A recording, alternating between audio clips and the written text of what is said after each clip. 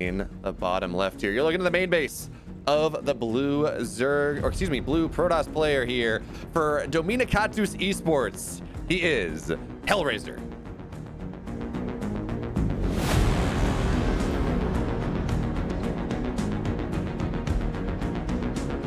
And in the top right side, your beard must be this long to be in this team. Team Berserker, the Red Brothers, ForJumy.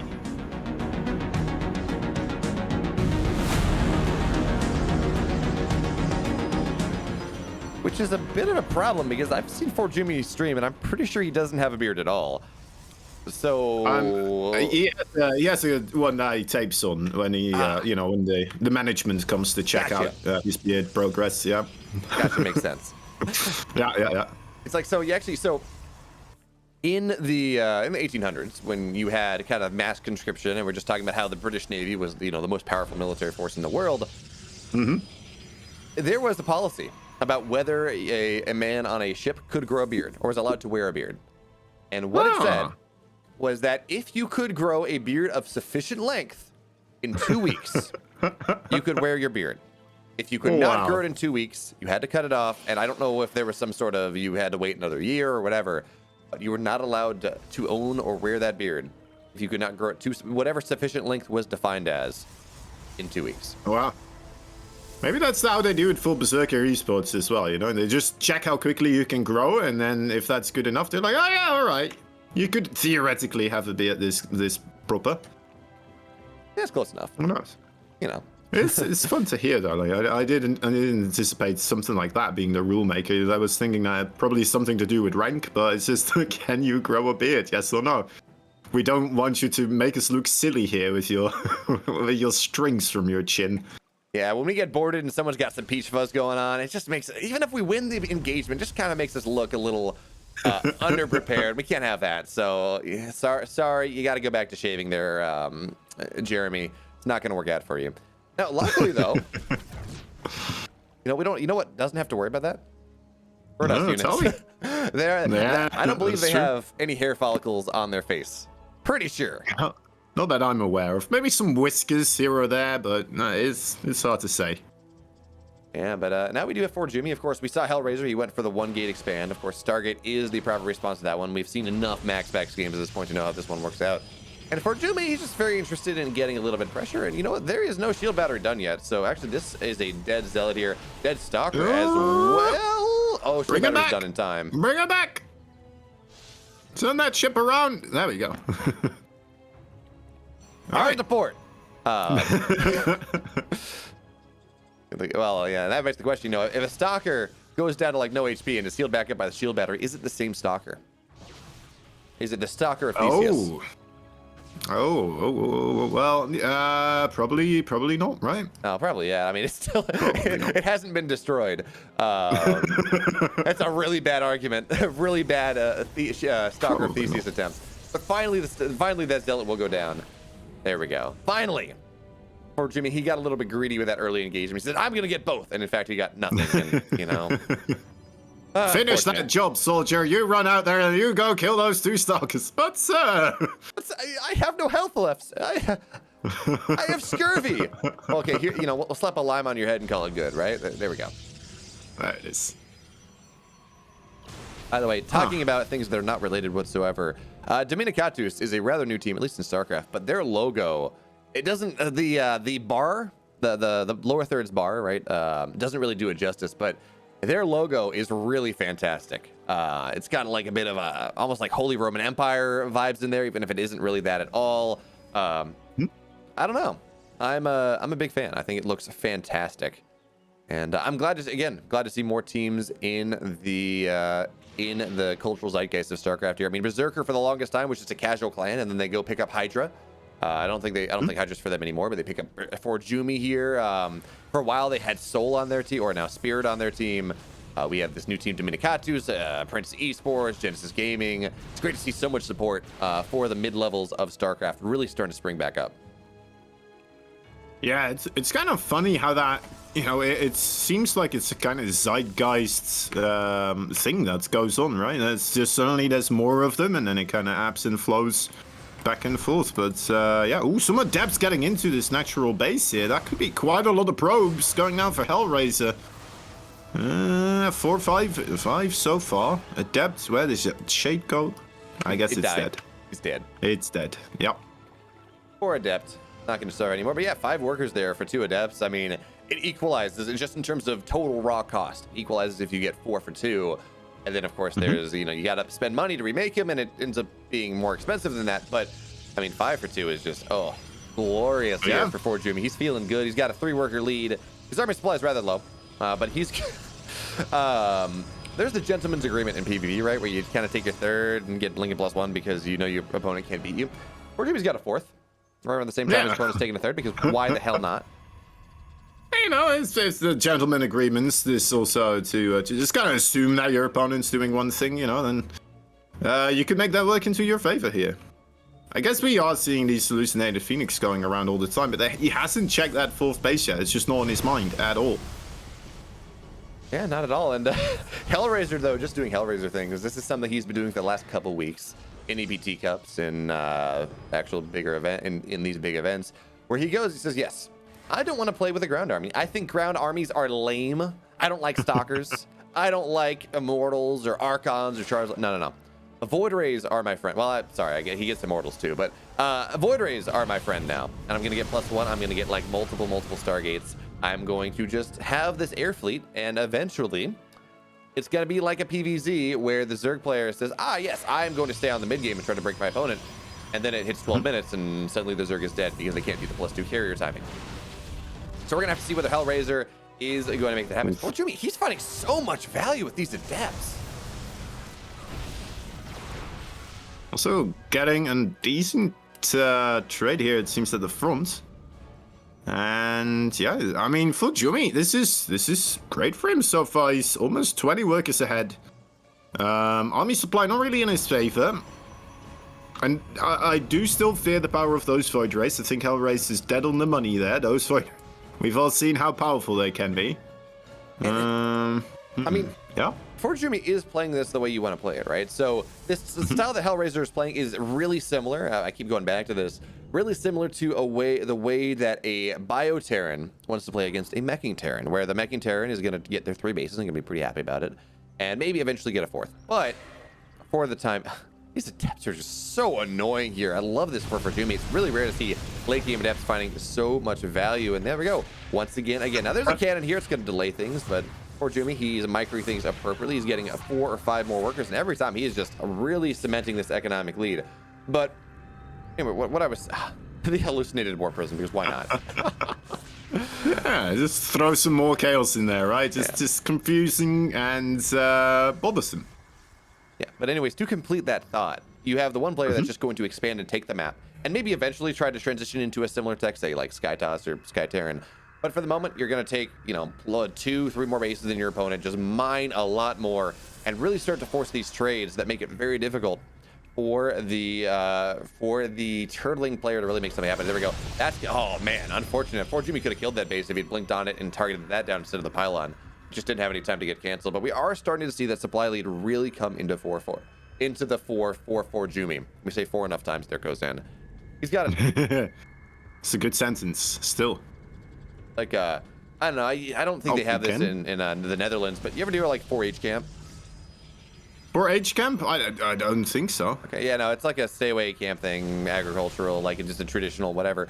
But to go to do anything, you had to learn these little ditties. As we do have looks like an engagement kick. No, okay, yeah, Hellraiser will back on off, but you have to learn these little ditties, and one of them is like 4 4 4 4 4 4 for H, and that's all I'm thinking about right now. Is I'm trying to talk about ForJumy in some sort of intelligent manner in this game. Yeah, I get you. I mean, it's a couple of names like that, but I mean, ForJumy, I'm very impressed with what he's doing right now. Coming in on the right side as well. 14 more probes, just like that. The main base, why not? Why not? An actual War Prism shows up after the hallucinated War Prism kind of paves the way, making Hellraiser feel secure, and he's clearly not. Yeah, the base, by the way. Wow. The 4th base was killed. 2 Stargates have died here. We're going to see +2 get denied. Zealots just swarming at every end. Void Rays are good. Speed Void Rays are even better, but only if you have them in the right spots. And ForJumy's just attacking wherever the Void Rays are not. He's doing really good. Look at that. Oh no, the base. Wow. This is crazy. I think you're right. This does very much feel like a Bio-Terran versus like a meching Terran. Just the mech army trying to catch up, trying to run around, and just not lose everything. And this is just so frustrating. Hellraiser now back to 2 bases. What are you going to do? You'll have to go across the map. Yeah, and I love this too. ForJumy, I really would have preferred walking in and blinking out, but he forces the prismatic overcharge on top of every single one of these Void Rays. Hellraiser's on 30 workers. And that being said, his army has not been touched whatsoever here. This is a lot of Voids with +1, 15 Voids to 29 Stalkers. You really want to be like closer to 3 to 1 Stalker to Void if you're going to take a straight up fight, but these Archons are going to make a really big difference. Void Rays clump. Archons have splash, and they are not armored, so they don't take a ton of damage from those Voids either. This is the army breaking army from ForJumy now. Previously, he just had the base breaking army. Yeah, and he's got 12 gateways behind this, 2 more coming up, so reinforcements are plenty with the economy to make that all happen as well. It's gonna be a rough thing here for Hellraiser, I think, as he's desperately trying to stay safe and close to those shield batteries, but it's just not gonna be enough. Look at the damage coming out. GG is called ForJumy wins game number 1 in this best of 3. Exactly, as I'm sure is being spammed in Twitch chat in 2 minutes when we actually, we show up. Easy for ForJumy, or ForJumy. Anyway, easy for ForJumy indeed. Game number 1. He took all the bases. He then defensed them, and then he killed all of his opponent's bases. And at that point, it does not matter. So now, Kozan, Hellraiser's life is on the line. Feels like he's kind of been figured out too, because I saw him do this EPT Cup and he was looking great. And in general, Hellraiser is going to be a favorite opponent over ForJumy, but if you do the same thing over and over again, over a 2. Yeah. I agree with you, man. It's a rough thing there, and you have to wonder what else you could kind of mix up with this. Maybe if instead of just pure Void Rays, he also adds in a couple of Oracles, maybe, or just something that's a bit more free to go across the map and try to do some harassment on its own. Right, to limit the amount of harassment Hellraiser can put on, or ForJumy, sorry, can put on your side of the field. Yeah, no, absolutely. Unfortunately, my nose torpedoing whatever point I want to make, but we're fine. Yeah, no, you're right. There was 0 map pressure there for Hellraiser, and I've seen this work, by the way. He just goes, he gets a lot of Voids, goes into carriers, he gets +1, and eventually he just builds this army that it doesn't matter that he has had no map pressure. It just the Mass Stalker cannot beat it. Because if you're going Mass Stalker, you do anything like that, the imperative is you got to kill your opponent, right? You do have to do game-ending damage. You do have to keep them down to the point where you can just overwhelm them with economy. ForJumy did that. Absolutely. So we're going to have to see whether he's going to be able to do that in game number 2, because this is Romanticide coming up. And if you thought we were going to see that a lot in game, if you thought we saw a ton of that in game number 1, well, is there a better map to go on and turtle and just build a lot of Stargate units than Romanticide? I don't think so. Yeah, I don't think so either. So that's going to be a good bit of fun here. But now we're loaded in, Kozan. We have game number 2 spun up. It is ready. And we're going to find our way in there right now.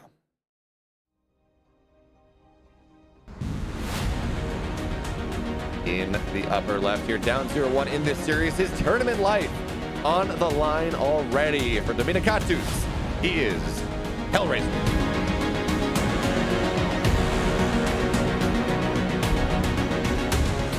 It's German opponents from Berserker Esports. It's the Red Brothers already striking some fear in the heart of his of Hellraiser. But this guy, his name is ForJumy.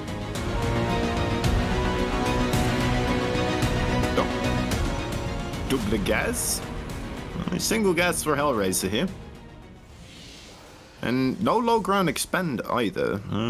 We're kind of seeing that from the previous game as well, right? I think it was Hellraiser going on that low ground, even though there's no ramp area here.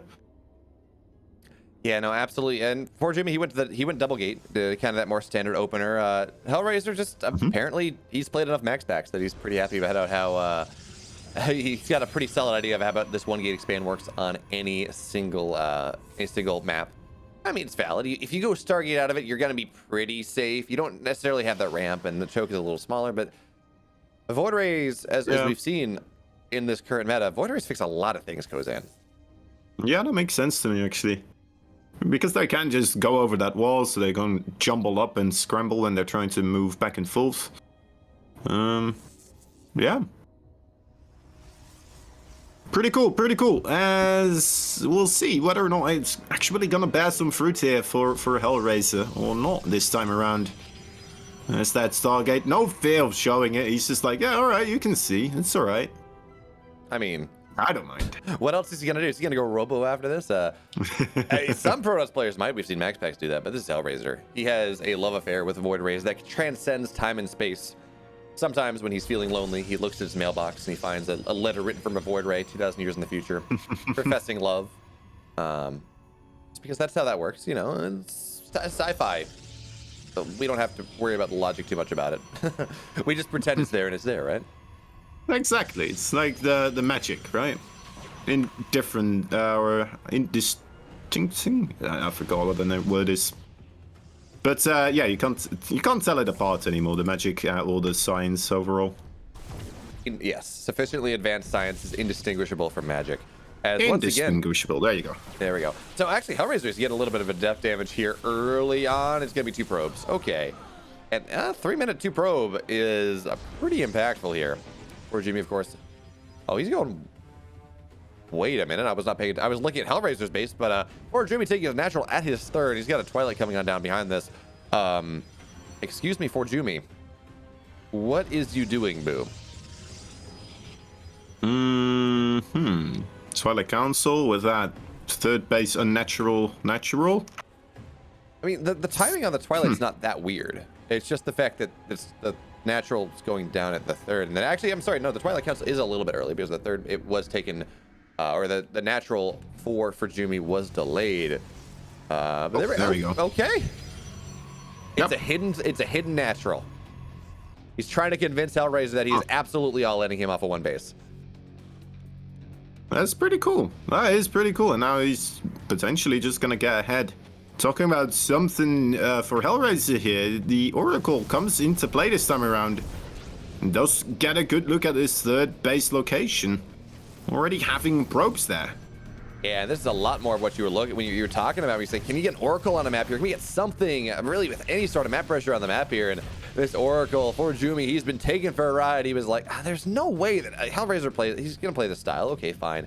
There's no way he gets pressure on the map. It's just not how he wants to play. And then, well, Hellraiser decided to not build just Void Rays. You got an Oracle. 8 workers have died on top of the 2 that the Adepts killed earlier. And Hellraiser, despite ForJumy having a very quick 3rd base, he's up 10 workers. Yeah. I mean, in the previous game as well, ForJumy, he got that 4th base very quickly, remember? And that definitely helps you with just kind of snowballing into a later kind of atmosphere where you do have enough Stalkers and you do have enough Archons to take on the mass Void Ray. And it's being produced off of 3 base, so... You know, maybe trying to get that 3rd base up now a little bit earlier as well, perhaps. Kind of flipping the timing a little bit, but it's still a bit of a similar idea as we saw the previous game. I kind of want to see ForJumy go for that just insanely quick 4th base again. But in this game, losing those 10 workers, he just does not have nearly the amount of economy that he did in that previous one. So +1 is going to be delayed. He's still down just about 7 workers. He's now mining off this 3rd base, and that's fine. He's mining off these 3 bases, but notice he doesn't have a lot of gas. He's sitting on 2 gases right now, just trying to crank as much mineral income as possible to make sure he can make up that worker deficit as well as he can, and that just buys Hellraiser time. We talk about this mech versus bio idea, and one of the things when we talk about beating mech in general is if mech can go and get damage done early, or in this case, Skytoss can get damage done early, the most of the time is that you're trying to hit to break them before they get to a position where you cannot break them, where you cannot beat their army. It doesn't really exist. It becomes much harder to hit. That's what what we see happening here with Hellraiser in this game number 2. Yeah. I guess what you could try to do is, you know, still commit to kind of attacking, but then, as he was doing previously, just avoid the army entirely. But then again, if you just have less stuff because you have less money, it's going to be easier for Hellraiser to split his army up because he won't feel like, oh, I need all my Void Rays here to defend against these Stalkers and stuff like that. So it's a lot harder to make the game snowball into your favor that way. Actually, I think this game may just end here. Actually, these Void Rays in this Immortal here, there's just no army for ForJumy whatsoever. He had 6 total Stalkers on the map. And a bunch of them, well, we're going to warp in, and he should probably be fine. But, I mean, this is a terrifying army. 2 Immortals, 3 Voids. I love the hallucinated Stalkers, but no. ForJumy, he will not, well, it looks like he is actually at the end, will not really full Hellraiser here. Void Rays with their prismatic alignments killing off every single Stalker. Probes are going to get pulled here to try to make something happen. And Blink Micro is good, but it is not good enough. ForJumy, he's losing everything. He took too much damage in the early game. GG Hellraiser. With that little move out, he takes game number 2. Very cool, very cool. And we did see actually kind of still that early 4th as well trying to be taken. But yeah, Hellraiser just reading into that situation very properly. Had his Oracle kind of come in for a scout here and there. Saw that army right there. It's not that much. Maybe I can just go kill him. So that's what he did. Yeah, you know, in the word, it's a little bit of a different idea, but in the words of Day 9, if your opponent's doing something weird, just go freaking kill him. Yep. Or in this case, if you're really far ahead, just go kill them. Don't let them get back into it. Antis. Anyway, yeah, you know, you didn't see those that series. Antis almost killed Maples in game 2 of their series, and he decided to drone back up and play another 20 minutes, and Maples won eventually with a +3 Skytest army just because he let him back into the game by not killing him. So yeah, it happens sometimes. It does. And it's a bad feeling for the player whoever lets that happen, of course. That, ooh. You're like, oh, I had that game. Yeah, it's the worst. It's the absolute worst. But that's also what makes StarCraft so exciting, right? If every player had perfect information and perfect ability, it wouldn't be fun to watch. But mistakes, either forced or unforced, are what really makes this game special. I mean, they talk about that in tennis as well. And, you know, you talk about forced errors and unforced errors, and all about the pressure that you can put on the map to make those forced errors happen. And we saw that. Yep. Hellraiser actually active on the map, actually forcing errors in that game number 2. Yeah. Yeah, kind of StarCraft, a game where you expect to see errors, right? Even at the highest level, because it's just such a difficult game. It's, I'd say, impossible to play perfectly. So you always have mistakes, which is kind of fun. Kind of fun. Yeah, what's that song? Everybody makes mistakes? I don't know. It's just a happy little accident. Exactly. I don't know. My excuse, yeah.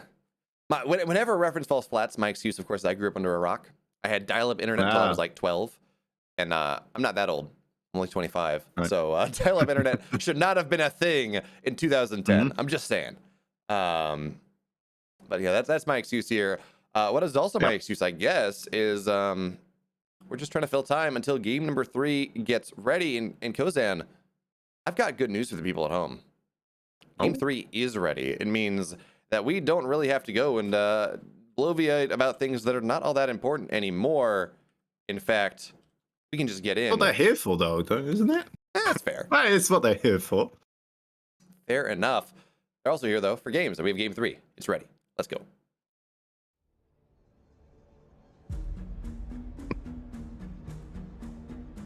In the bottom left here, in the blue, falling in game 1, taking game number 2 for Dominicatus Esports. He is the one, the only Hellraiser.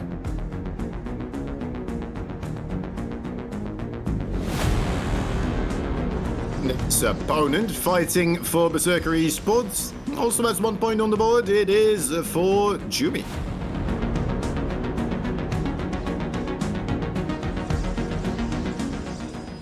One to one. A lot of series going to game number 3 today, aren't they? I am absolutely here for that. Please give me those game 3s, especially if, you know, we get a game 3s as epic as, say, Clem versus Stefano earlier today. Yeah. Oof. All those games are pretty cool. Every single one of them. You are. Yeah. What? Sorry. I say you're not wrong, but you have more relevant things to say. There, go ahead, go Sam. Yeah, I was just still thinking about Stefano and Clem. That's just stuck in my head right now. You know, that's just what happens. You see like one really cool game, and then it's just like while watching the other one, you're still kind of thinking about that sometimes. Like, what else could have been done? What could have Stefano done to make those roaches come in through there? But yeah, it was a very exciting series. If you haven't seen it, definitely one worth checking out. Just to kind of see Clem struggle against someone that you don't really see him struggle that much against that often. Yeah, good stuff. Hidden pylons for ForJumy a couple of times now. Yeah, but these are Schrodinger's pylons, and the cat is dead. Now, there's going to be nothing practiced down there. You didn't keep the probe nearby. It's just the whole, oh, I might be doing something here, Hellraiser. You should be very afraid. But yeah, the cat is dead. There's no question about it. There's going to be no proxy. That being said, again, we do see Hellraiser. He's going for that single gate expand once again. ForJumy, once again, is going to delay things. And do we see weird natural positionings from ForJumy in this game number 3? I don't think so. But it's always a possibility. Wait, actually, ForJumy, he may decide to... Let's see, Warp Gate's halfway done. We don't have any natural... no, okay, he's got the probe controlling. So I guess he's going to take that natural anyways. So we might see like a 3-gate pressure here coming on in from him, looking just to target down the... just deal with the Stargate single-gate opener. And okay, Hellraiser will scout that pylon.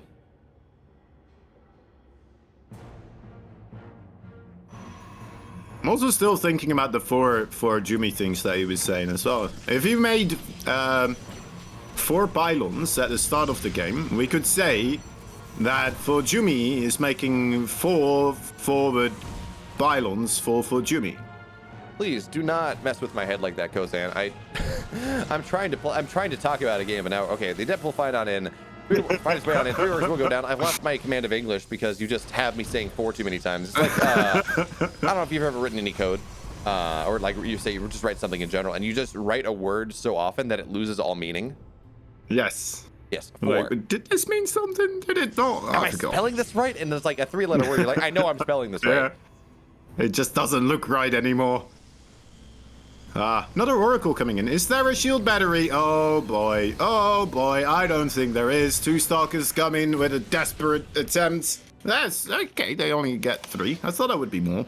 Hey, that is 5 less workers. I believe it was 8 workers that the Oracle got in the last game. So that is 5 less workers than were killed in the previous, and still the same amount from that single adept. So ForJumy, he's not down 10 workers, goes in, but he is down 6.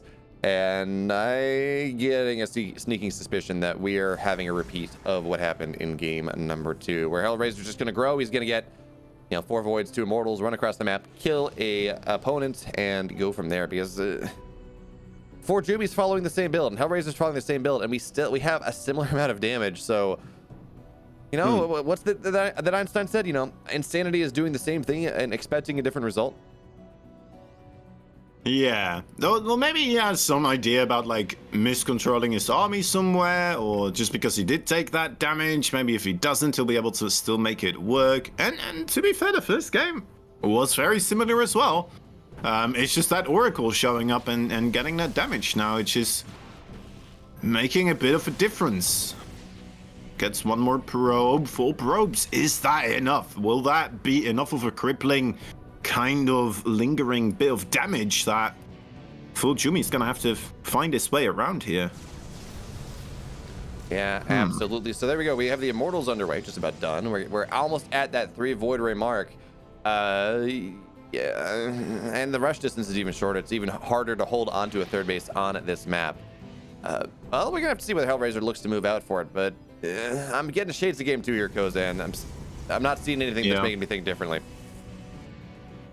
There's no shield batteries there. The +1 coming up. How many Stalkers are we on? 6 in total. And the Oracle comes in to check it out again as well. The problem with this Oracle is that you cannot really take away all your Stalkers from the main base. At least not until you have Blink. And even then, I would say, I'm not sure if you want to. At the same time, maybe just having put down a shield battery in those mineral lines would have freed up those Stalkers. Yeah, okay, it's gonna move them out anyway. It's really interesting to see that. Oh, okay, the 3rd base is dead. It's really interesting here to see the fact that ForJumy, he decided to be active on the map with his Stalkers, with whatever else he wanted to be, and did not get a shield battery.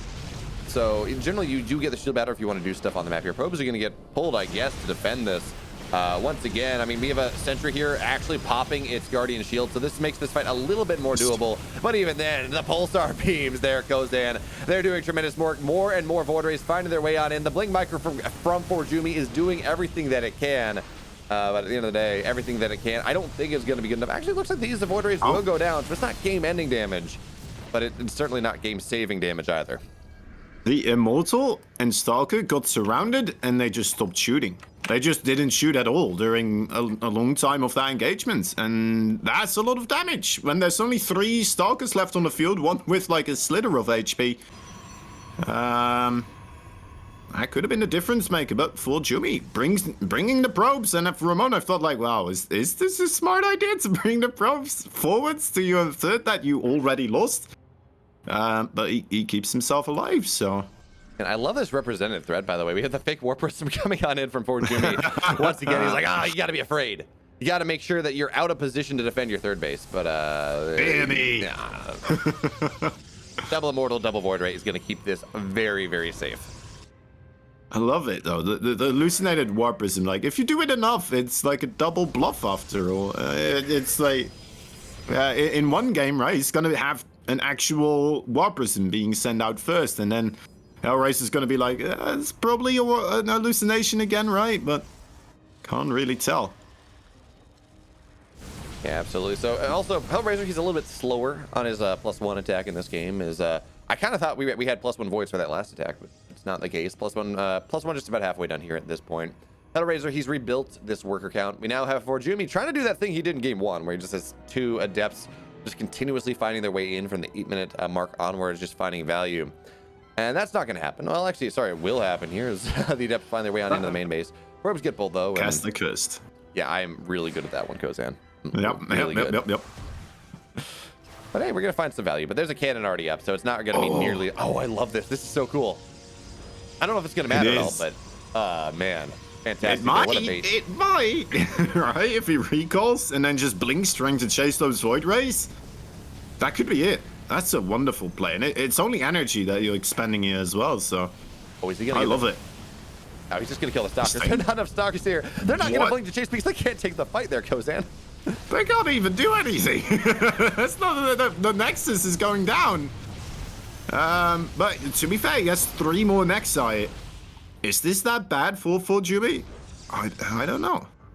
He's just on mining 3 different bases now. I guess he doesn't have any army. Yeah, that's fair. I honestly almost think that it would have been better off just to deny +2 and kill off a bunch of, like, just kill pylons, kill workers, than it is to get that base. Because again, he's on 3 bases, he's on 65 workers, so losing the main really does not minimize his economic position all that much whatsoever. That being said, of course, we do see Hellraiser in the lead once again, and ForJumy, he's active on the map. He's going to try to knock down this 4th base, keep himself up 1 base on his opponent. There we go, that will get canceled. It does not have nearly enough longevity in this world to stay alive. It's not been building long enough to make that happen. Now, Stark's going to move on forward. One of them will die, but no Void Rays. Unfortunately, ForJumy just not quite enough to one-shot a Void Ray in this game. Now, Hellraiser, he's on 3 bases. ForJumy's on 4. Both players, they're not too unhappy, honestly, with the state of this game. ForJumy, he's up on economy now. Certainly in minerals, maybe not on gas. And he's taking all the bases. He's got his +2 attack coming on in. And Hellraiser, he's done damage early. He's getting on up to that Sky Fleet once again. He's getting his 4th base. Interestingly enough, as weird as this game started, as much as I really did think ForJumy was dead around the 3rd, it feels like both players kind of have what they want in this game. Yeah, I still like for Hellraiser his position a little bit better. I don't know, this might change my mind if this attack for Hellraiser won't be able to achieve the same amount of damage, but look at those Void Rays, they definitely will. Big whopping into the main base. Things are about to get hectic again.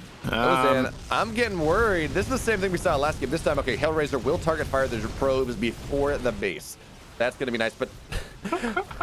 32 workers. Okay, so we're losing like all the Stargate production here. Starks move on in. We will lose ground upgrades as well. As long as... Okay, actually, here's the big deal. But Dark Shrine will get killed off. We'll get denied before anything happens. We will have 2 adepts on into the 3rd. There is so much stat defense there. It's very, very difficult for ForJumy to press on into that. He does have a minor supply lead, but his supply lead, his army is not very good whatsoever against what Hellraiser has. We have, of course, units in the natural. We have units in the main base knocking down all the production, knocking down everything for Hellraiser. But ForJumy, he's also depowered pretty much everywhere. And Hellraiser isn't actually, oh man, I love the decision there to keep that Stargate alive. It means it's just going to be a free Void Ray later on, I think. No, it's just going to kill the pylons. Okay, maybe that's not intentional at all. But now, yes, let's see. Hellraiser, he's mining on one base. ForJumy technically is as well. Yeah, okay, his base is finished. Both players on one base. Neither players with any sort of production here. And the static... the stasis trap! Comes in right there at the wrong time, trying to hunt down one single Void Ray. And guess what? Oh, you're going to lose half your Starkers now. 77 right? You're not going to get away. For ForJumy. Sorry? These Starkers aren't going to get away. I guess the Blink could be pretty good, but Void Rays, yeah, they're all dead. They're all dead! Yep. If you're in that status field trap, it doesn't the cooldown for Blink also doesn't go any further, right? So it's not like they had Blink available either. I believe it actually does progress, but I'm not sure. It's one of those weird things where it's like you kind of expect it not to, but I believe cooldowns do progress through a stasis trap. Okay. And I don't know why you didn't try the Blink there. I mean, they were speed Void Rays, unlike they would have maybe escaped anyways. I don't know. Anyway. Yeah, maybe. Okay, so the natural will go down here.